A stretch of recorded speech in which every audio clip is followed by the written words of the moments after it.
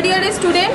আমি আজকে কলেজে ক্লাস শেষের পরে আমি কলেজ থেকে বেরোচ্ছিলাম, তো সেই সময় চারজন ছেলে একটা ব্ল্যাক কালারের গাড়ি করে আসে এবং গাড়ি থেকে নামে এবং নেমে যতক্ষণ আমি রাস্তায় দাঁড়িয়েছিলাম বিভিন্ন রকম বাজেভাবে ইঙ্গিত করে, তো আমি সেগুলো পাত্তা না দিয়ে চলে যাই। আমি তাদের সাথে কোনো কথা বলি না এবং যখন আবার ফিরে আসি তখন ঠিক উল্টো দিক থেকে গাড়িটা আসছিল এবং আমাকে দেখার পরে স্ট্রেট লাইন ছেড়ে তারা ঠিক আমার গায়ের উপর দিয়ে গাড়িটা চালানোর চেষ্টা করে। জাস্ট গা ঘেসে চলে যায়, 1 ইঞ্চি ডিস্টেন্স হবে হয়তো, তো একটু এদিক ওদিক হলে সেখানে আমার একটা বড় অ্যাক্সিডেন্ট হতেই পারে।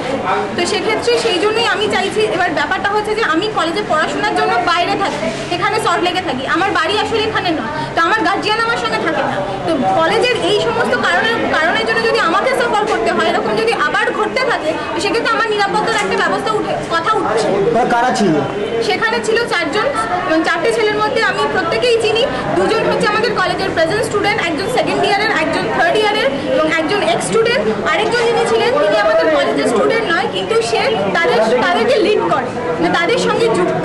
তার মধ্যে হ্যাঁ সপ্তর্ষি দেব তার নাম, আমি যতদূর জানি তিনি গৌতম দেবের ছেলে এবং তাদের সঙ্গে যুক্ত ছিল। আমি যে 3 জনের কথা বললাম তাদের সাথে সেও ছিল। গাড়ি থেকে যখন আমার সাইড দিয়ে বেরিয়ে যায় তখন তারা এই চেষ্টাটা করে এবং তারা ওড়না ধরে টানার চেষ্টা করে এবং যেহেতু ফ্র্যাকশন অফ সেকেন্ডের মধ্যে ব্যাপারটা হয়, হয়তো আরও অনেক কিছু করার চেষ্টা করতো। গাড়ি চলমান গাড়িতে না থাকলে হয়তো শুধু রাস্তায় থাকলে আরও অনেক কিছু করতে পারতো, শুধু গাড়ির জন্য হয়তো সেটা করতে পারেনি, আমি জানি না করতে চেয়েছিল।